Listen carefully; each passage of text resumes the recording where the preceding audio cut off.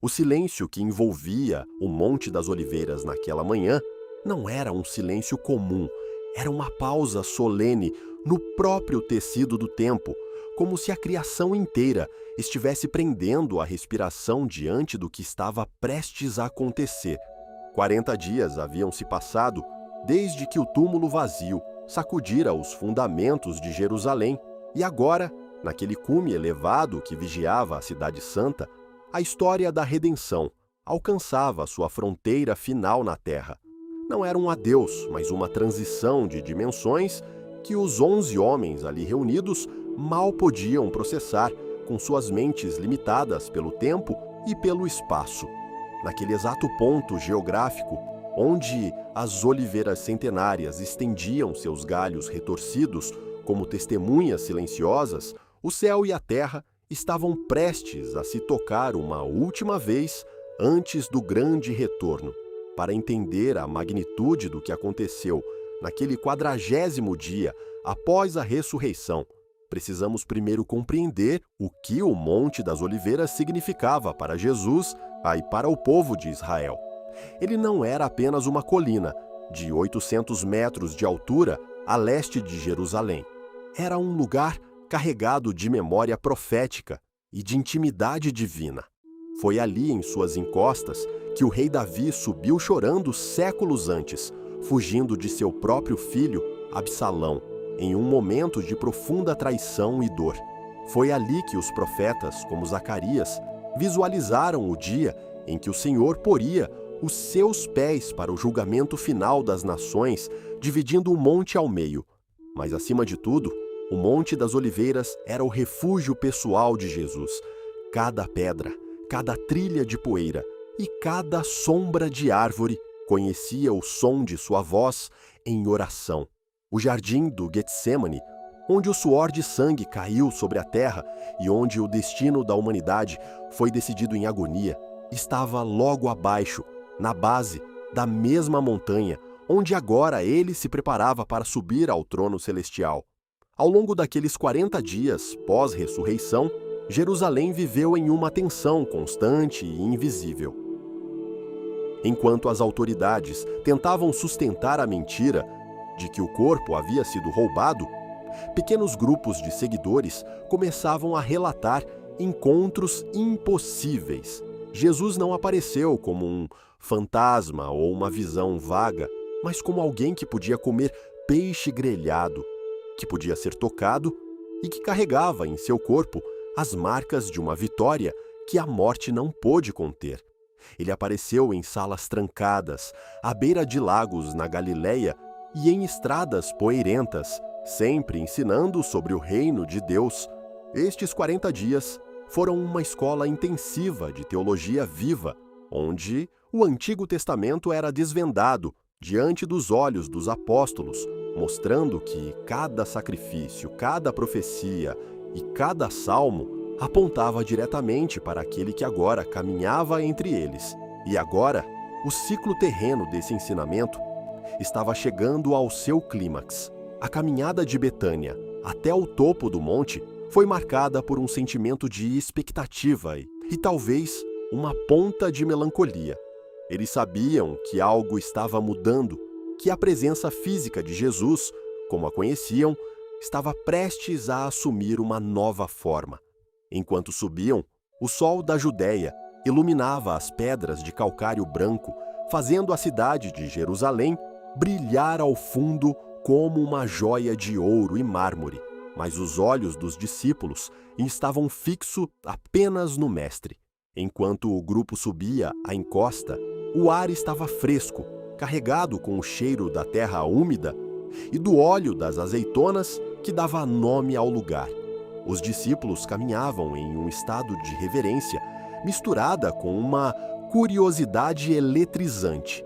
Eles haviam visto o impossível e ouvido ensinamentos que abriram suas mentes de uma forma que nunca imaginaram. Mas ainda havia uma pergunta queimando em seus peitos, uma pergunta que refletia o desejo humano de ver a justiça estabelecida aqui e agora. Mestre, é neste tempo que restaurarás o reino a Israel? Eles ainda buscavam um trono terrestre, uma vitória política que expulsasse os romanos e devolvesse a soberania aos judeus. Eles queriam a glória imediata, o fim da opressão visível.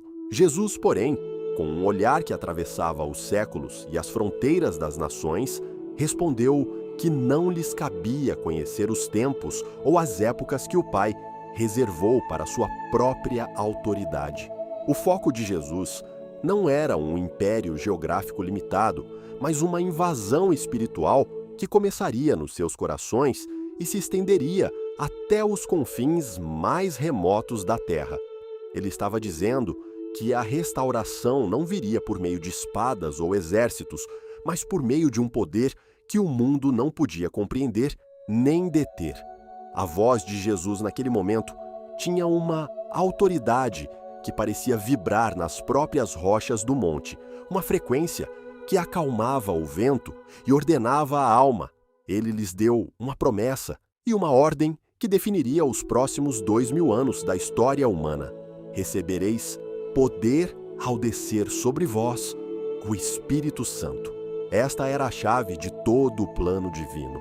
O rei não estava partindo para deixá-los órfãos ou abandonados em um mundo hostil, mas para enviar o Consolador, a presença de Deus que não estaria mais limitada a um corpo físico em um lugar específico, mas que habitaria dentro de cada um deles, tornando cada crente um templo vivo.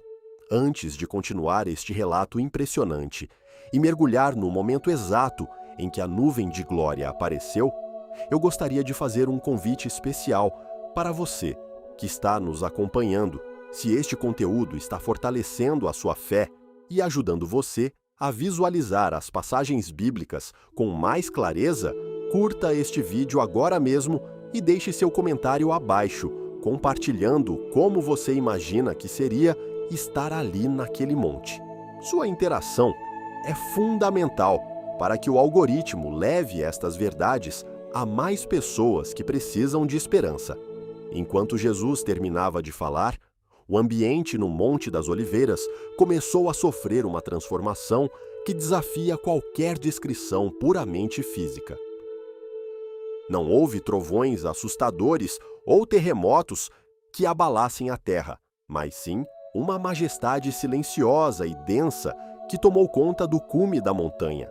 Lentamente, diante dos olhos arregalados daqueles 11 homens, Jesus começou a elevar-se do chão. Não era um efeito visual ou uma ilusão de ótica, era a soberania do Criador sobre as leis que ele mesmo estabeleceu. A gravidade da Terra, que mantém os oceanos em seus leitos e os planetas em suas órbitas, simplesmente curvou-se diante da glória do Filho de Deus. Ele subia com as mãos estendidas em um gesto de bênção sacerdotal, a mesma bênção que ele havia pronunciado no cenáculo durante a última ceia, a mesma paz que ele ofereceu no primeiro domingo de ressurreição. Os discípulos observavam, paralisados, as túnicas balançando levemente, enquanto a figura do Mestre se tornava menor contra o azul profundo do céu da Judeia. Eles viram os pés que caminharam sobre as águas e que foram pregados na cruz, deixarem o pó do mundo pela última vez. Foi então que a Shequina, a nuvem de glória que outrora guiou o povo de Israel através do deserto como uma coluna de fogo e nuvem, e que encheu o templo de Salomão com tal intensidade que os sacerdotes não podiam permanecer de pé, reapareceu na história. Uma nuvem densa, luminosa e sobrenatural envolveu Jesus, ocultando-o dos olhos humanos. Naquele momento, a fronteira entre o reino visível e o reino invisível se rompeu. Jesus não estava apenas fazendo uma viagem para as camadas superiores da atmosfera. Ele estava entrando na dimensão da presença absoluta e majestosa do Pai. Ele estava atravessando o véu definitivo para sentar-se à direita de Deus, assumindo o governo ativo de todo o universo, visível e invisível. Os discípulos continuaram olhando fixamente para o céu, pescoços esticados, corações batendo forte, como se pudessem perfurar o véu da nuvem com a força de seus olhares. A perda que sentiam no peito, o medo de ficarem sozinhos novamente, era mitigada por uma paz inexplicável que começava a inundar seus espíritos, uma confirmação de que tudo estava acontecendo exatamente como deveria ser. De repente, a imobilidade quase hipnótica do grupo foi quebrada por uma presença súbita. 2 homens vestidos de branco resplandecente, com uma luz que não parecia vir do sol, aparecerão ao lado deles. Suas vozes não eram de repreensão, mas de despertar para a realidade da missão. Varões galileus, disseram os mensageiros celestiais, por que estáis olhando para o céu? Este Jesus, que dentre vós foi recebido em cima no céu, há de vir assim como para o céu o vistes ir. Aquelas palavras foram o despertador que a igreja nascente precisava para sair do estado de choque e entrar no estado de ação. O olhar do cristão não deveria ficar paralisado na nostalgia do que se foi, nem apenas na contemplação mística do céu distante, mas deveria voltar-se para a urgência da colheita na terra. A ascensão não era o ponto final da biografia de Jesus, era o prólogo, o início da história da igreja como o corpo de Cristo atuando no mundo.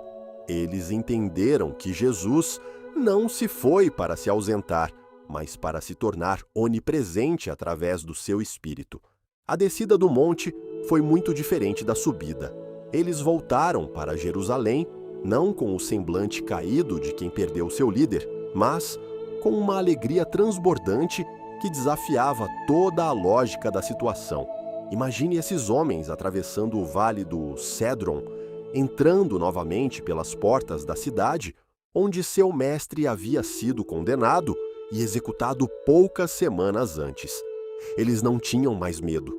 O medo havia morrido no túmulo vazio, e a esperança havia sido coroada na ascensão. Poucos dias antes, eles se escondiam atrás de portas trancadas por receio das autoridades judaicas e romanas.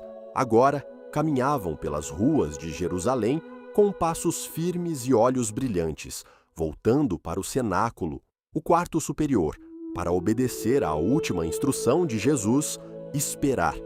Eles entraram em um período de 10 dias de oração ininterrupta, um tempo de gestação espiritual, onde o grupo de discípulos, as mulheres e Maria, a mãe de Jesus, se tornaram um só coração e uma só alma.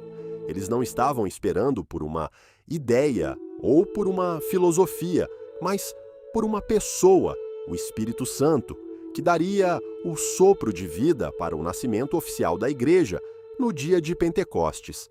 A geografia do Monte das Oliveiras ficava para trás naquelas caminhadas diárias, mas a certeza de que o rei estava no trono e de que ele voltaria para o mesmo lugar onde seus pés se elevaram mudou permanentemente a perspectiva deles sobre a vida e a morte. A arqueologia moderna hoje nos mostra as camadas de história naquele local, as ruínas de capelas bizantinas, as fundações de igrejas das Cruzadas e a atual Capela da Ascensão, que guarda uma rocha que a tradição associa ao último toque de Jesus na terra. Mas o verdadeiro monumento da Ascensão não é feito de pedra fria, cal ou mármore trabalhado por mãos humanas. O verdadeiro monumento é feito de vidas transformadas ao longo dos séculos, de homens e mulheres que entenderam que seu mestre está vivo, que ele é o sumo sacerdote que intercede sem cessar diante do Pai e que ele está ativamente preparando um lugar para cada um de nós. A Ascensão garante que temos um representante humano no coração da divindade, alguém que conhece nossas dores, nossas tentações e nossas fraquezas, porque ele as viveu. O Monte das Oliveiras permanece lá, oferecendo uma das vistas mais icônicas de Jerusalém, mas, para quem crê, ele é o lembrete eterno de que o céu é uma realidade concreta, que a autoridade de Jesus Cristo sobre as nações é total e que o nosso tempo aqui é uma breve preparação para o encontro final. Cada vez que olhamos para o horizonte, somos lembrados da promessa dos anjos: ele voltará. Esta não é uma lenda antiga para confortar pessoas simples, é o evento central para o qual toda a história está convergindo. Se você se sente cansado hoje, se as lutas do cotidiano parecem abafar a sua esperança, lembre-se de que o mesmo Jesus que subiu aos céus é aquele que prometeu estar com você todos os dias, até a consumação dos séculos. Ele não governa de longe, ele governa de perto, através de cada oração respondida e de cada consolo derramado pelo seu Espírito. Não guarde esta mensagem apenas para você. Compartilhe este vídeo com um amigo ou familiar que precisa saber que o nosso Rei não está apenas vivo, mas que ele está no controle absoluto de todas as coisas e que o seu retorno triunfal está cada vez mais próximo. A história que começou em um estábulo humilde em Belém e passou pela agonia da cruz em Jerusalém não terminou em um túmulo. Ela alcançou sua glória máxima quando as nuvens receberam o Salvador.